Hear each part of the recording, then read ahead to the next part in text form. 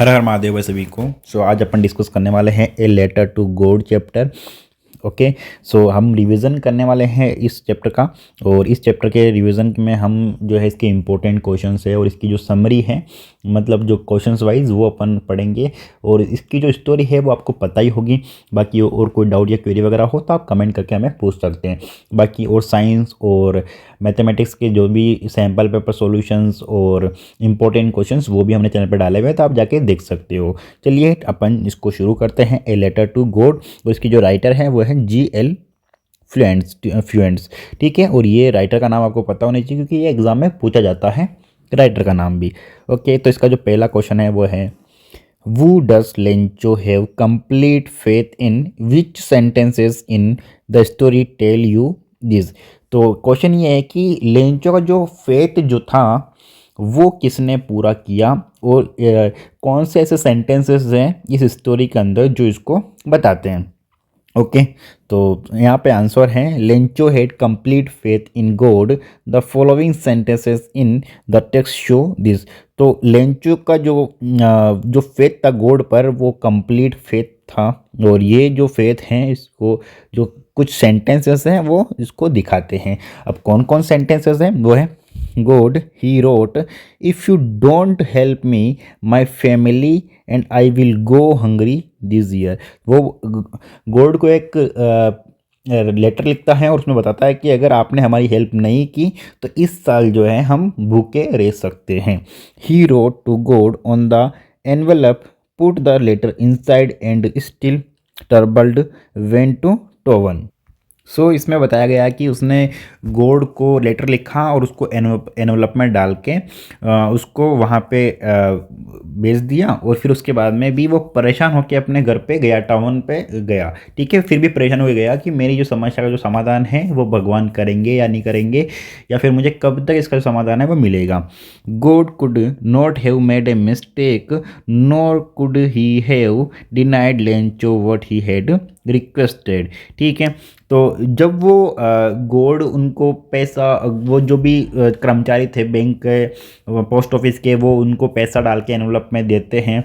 ठीक है, कि जैसे कि उनको गॉड ने उनको दिया हो लेंचो को, तो जब वो उसमें उन्होंने क्या था कि उन्होंने मांगे थे 100 पेसोस और उन्होंने कलेक्ट कर पाए थे वो सिर्फ 70 पेसोस।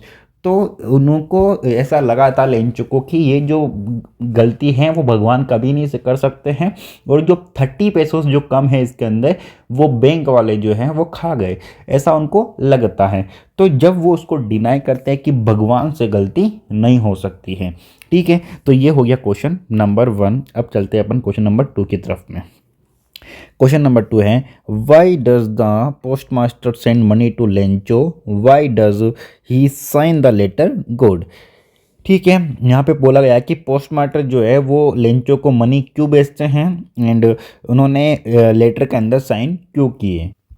इसका आंसर है the post master send money to Lencho to keep alive the trust of Lencho in God. तो पोस्टर ने लेंचो को पैसा इसलिए भेजा ताकि उसका जो भगवान पे जो विश्वास था वो बना रहे। ठीक है, क्योंकि लेंचो जो है वो भगवान पर मतलब पूरा विश्वास, अंधविश्वास नहीं, पूरा विश्वास करता था। मतलब एकदम उन पे एक अंधा विश्वास था, वो कुछ भी हो जाए कि भगवान उसकी हेल्प करेंगे, ऐसा उनको विश्वास था। As he read Lencho's letter, he grew serious and wished he had the same faith in God। क्योंकि जब पोस्ट मास्टर ने लेंचो का लेटर पढ़ा तो वो सीरियस हो गए, और वो ये चाहते थे कि जो गॉड पर उनका जो विश्वास है लेंचो का वो सेम रहे, हमेशा बना रहे। Even after seeing that Lencho had asked for money, he stuck to his place to answer the message। He raised as much money as he was able to and sent it to Lencho. जब उसने ये letter पढ़ा और उन्होंने अपने staff से ही money के बारे में, जो कि लेंचो ने उस लेटर के अंदर मेंशन किया था कि भगवान मुझे 100 पेसोस दे दो ताकि मैं अपने परिवार को संभाल पाऊँ, और अपना जो जीवन यापन है वो मैं कर पाऊँ। ठीक है, तो जब उन्होंने मनी के बारे में सुना तो भी उन्होंने प्लेस किया अपने जो भी कलीग वगैरह थे उनसे, और जो उनका जो मैसेज था उसको आंसर करना चाहा। He raised as money as he able was able to, ठीक है, जितना पैसा वो कलेक्ट कर सकते थे उन्होंने कलेक्ट किया अपने आसपास से कलीग से। एंड जो पैसा कलेक्ट कर पाए, पूरा नहीं कर पाए, बट 70 पैसों कलेक्ट कर पाए, उन्होंने लेंचो को वो भेजे। He signed it as God so as not to shake Lencho's faith in him. और फिर उन्होंने क्या किया कि जो लेटर उन्होंने वापस भेजा 70 पैसों के साथ में, उसमें उन्होंने गोड का साइन किया, जिससे कि लेंचो को लगे कि वाकई ये जो पैसों से वो गोड ने भेजे हैं उसको, ठीक है, और उनका जो विश्वास है उन पर बना रहे, ठीक है। सो ये था इसका आंसर। अब बढ़ते हैं नेक्स्ट क्वेश्चन पे। ओके, नेक्स्ट क्वेश्चन है, did Lencho try to find out who had send the money to him, why and why not. क्या लेंचो ने ट्राई किया कि जो मनी जो है वो उसको किसने सेंड की, ठीक है, अगर ट्राई किया तो वाई, और अगर ट्राई नहीं किया तो वाई नॉट, ठीक है। तो ये क्वेश्चन है, आंसर इसका है Lencho did not try to find out who send money because he never suspected that anyone else that then God would send him the money, ठीक है। लेंचो ने जो है वो ट्राई बिल्कुल भी नहीं किया कि उसको मनी किसने सेंड करी, क्योंकि जो उसने उसको कभी शक था ही नहीं भगवान पर कि उसकी भगवान मदद नहीं करेंगे, ऐसा उसको शक नहीं था। उसको पूरा विश्वास था कि उसकी भगवान मदद करेंगे, और जो भी हेल्प उसने भगवान से मांगी है भगवान उसकी हेल्प करेंगे, ठीक है। तो इसीलिए उसने जो है वो पूछा ही नहीं किसी से, किसी पे शक किया ही नहीं। He has strong faith in God and believe that God had sent him the money. क्योंकि उसने ऐसा क्यों नहीं किया, क्योंकि उसको भगवान पर जो है एक स्ट्रॉन्ग फेथ था, और उसको विश्वास था कि गॉड जो है उसको जो मनी उसने गॉड से मांगी है वो उसको सेंड करेंगे, इसलिए उन्होंने ऐसा कुछ भी नहीं किया। ओके, तो ये था इसका आंसर। बाकी कोई डाउट क्वेरी वगैरह हो तो प्लीज़ कमेंट करके जरूर पूछिए। Now next question. Next question है, who does Lencho think has taken the rest of the money, what is the irony in the situation, remember that the irony of a situation is an unexpected aspect of it, an ironic situation is strange or amusing because it is the opposite of what is it is expected। So question में इसमें पूछा गया कि Lencho ने क्या सोचा कि जो पैसे जो उसमें थे, मतलब क्योंकि एनवलप में सिर्फ 100 पैसे उसने मांगे थे और एनवलप के अंदर जो है वो सिर्फ 70 पैसे थे। तो लेंचो ने क्या सोचा कि जो पैसे उसमें थे वो किसने निकाले, what is the irony in the situation. और इस सिचुएशन के अंदर जो आयरनी थी वो क्या थी, आयरनी का मतलब विडंबना, ठीक है, वो क्या थी। Remember that the irony of A situation is unexpected aspect of it. जो आयरनी थी वो सिचुएशन जो है लेंचो को बिल्कुल भी एक्सपेक्टेड नहीं थी, वो अनएक्सपेक्टेड सिचुएशन हुई थी, क्योंकि उसको लगा था कि जो पैसों उसने मांगे हैं वो पूरे पैसे उसके अंदर आने चाहिए थे, बट 70 पैसों ही उसमें आए थे, 30 पैसे नहीं आए थे, कम आए थे। तो उसने शक किया किस पे, जो बैंक के कर्मचारी थे उस पे। तो क्वेश्चंस आगे कुछ इस तरह से कि an ironic situation is strange और amusing because it is the opposite of what is expected. तो जो आयरनिक सिचुएशन जो हुई वो क्यों हुई, क्योंकि जो उसकी जो सोच थी लेंचो की वो जस्ट इसके अपोजिट थी और हुआ कुछ और था, इसीलिए ये सिचुएशन क्रिएट हुई। तो उसने क्या सोचा कि जो पैसों उसमें कम आए वो किसने निकाले हैं, ठीक है। ये इसका आंसर अपन देखते हैं। आंसर है Lencho figured that the majority of the money had been taken from the post office workers, ठीक है। उसने ये सोचा कि जो भी उसका जो मेजोरिटी ऑफ द मनी है वो किसने निकाल लिया, उसमें से जो ऑफिस के जो कर्मचारी हैं उन्होंने निकाल लिया, क्योंकि उसका जो जिम्मेदारी होती है वो सिर्फ पोस्ट ऑफिस के जो भी कर्मचारी होते हैं उनके पास में आती हैं, उन्हीं के थ्रू वो आगे जाती हैं। तो उसको लगा कि ये उनके हाथ में था तो उन्होंने ही इसको निकाला होगा। The irony of the case was that the workers that he called a bunch of crooks, ठीक है। तो आयरनी इसके अंदर ये थी कि इस केस के अंदर जो वर्कर्स थे उनको लेंचो ने क्या बोला, लेंचो ने उनको बोला ए बंच ऑफ क्रूक्स, ठीक है। क्रूक्स का मतलब यहाँ पे क्या होता है, तो क्रूक्स का मतलब यहाँ पे होता है बदमाश या चोर, डाकू, गुंडे, मतलब जो बुरे लोग होते हैं उनसे इसका रिश्ता होता है। तो क्रूक्स का मतलब होता है जो बुरे लोग होते हैं, बदमाश लोग होते हैं उसका। और बंच का मतलब होता है ग्रुप, ठीक है, झुंड। तो यहाँ पे उन्होंने जो बैंक के जो कर्मचारी हैं उनको बोला कि ए बंच ऑफ क्रूक्स, मतलब उन्होंने चोरों का जो ग्रुप है या झुंड है वो बताया है। And accused them of the stealing some of the money actually contributed their shares to send him the money. So इसके अंदर उन्होंने बोला है कि accuse them of the stealing some of the money actually, जो मतलब जो पैसा 70 पैसे उसके अंदर कम थे, उसका जो अक्यूज था, आरोपी जो था, वो उसने उनको मान लिया था कि उन्होंने उनके पैसों को निकाल लिया है। जबकि एक्चुअल में जो सिचुएशन थी वो ये थी कि उन्हीं लोगों ने जो पैसा है वो इकट्ठा किया अपने शेयर्स में से और उसको मनी सेंड कर दी। बट ये जो सिचुएशन थी, ये जो कंडीशन थी, ये पता नहीं थी लेंचो को। लेंचो को क्या पता था कि लेंचो को ये पता था या ये विश्वास था कि जो पैसा उनको भेजा है वो भगवान ने उनको भेजा है, गॉड ने उनको भेजा है। तो ये जो पैसा है कम जो आया है वो किन लोगों ने निकाल लिया, जो बैंक के जो कर्मचारी थे उन्होंने निकाल लिया है। ठीक है। सो नेक्स्ट क्वेश्चन है, was Lencho surprised to find a letter for him with money in it.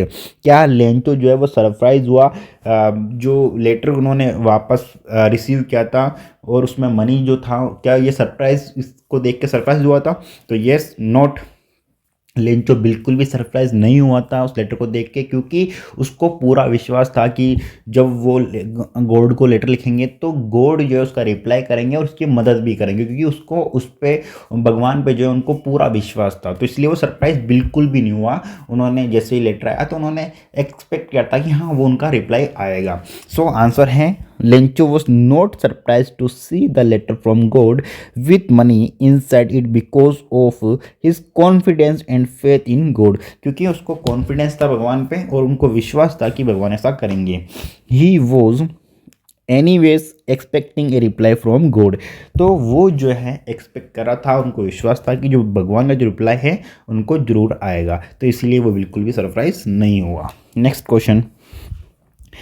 Question है, वॉट मेड हिम एंग्री। मतलब यहाँ पे बात करी जा रही है लेंचो की, कि लेंचो को यहाँ पर किसने एंग्री किया। ठीक है, क्योंकि लेंचो की स्टोरी है ये, तो यहाँ पर लेंचो के बारे में बात करी जा रही है कि उसको एक्चुअल में जो एंग्री है वो किस सिचुएशन या किसने किया। सो आंसर इसका, when Lencho counted the money he become furious. ठीक है, जब उस एनवेलप में मनी उनको मिला, तो मनी को जब उन्होंने काउंट किया तो उसमें कम थे पैसे, जितने उसने मांगे थे भगवान से उतने नहीं थे, कम थे, 70 पैसोस थे। So the envelope held only 70 pesos. He was sure that God would not make a mistake. तो जब उसमें ओनली 70 पैसोस मिले तो उसको विश्वास था कि जो भगवान है वो ऐसी मिस्टेक नहीं कर सकते हैं, क्योंकि अगर उसने 100 पैसोस मांगे हैं तो भगवान उसको 100 पैसोस ही भेजेंगे, कम नहीं भेजेंगे। तो इसीलिए वो जो है, और refuse him what he had asked. ठीक है, तो उन्होंने इसको बिल्कुल नज़रअंदाज किया, रिफ्यूज़ किया कि उन्होंने जो मांगा था उतना नहीं आया है, मतलब ये कुछ गड़बड़ करी है किन्हीं और लोगों ने। Therefore he concluded that the remaining 30 pesos would have been taken by post office employees.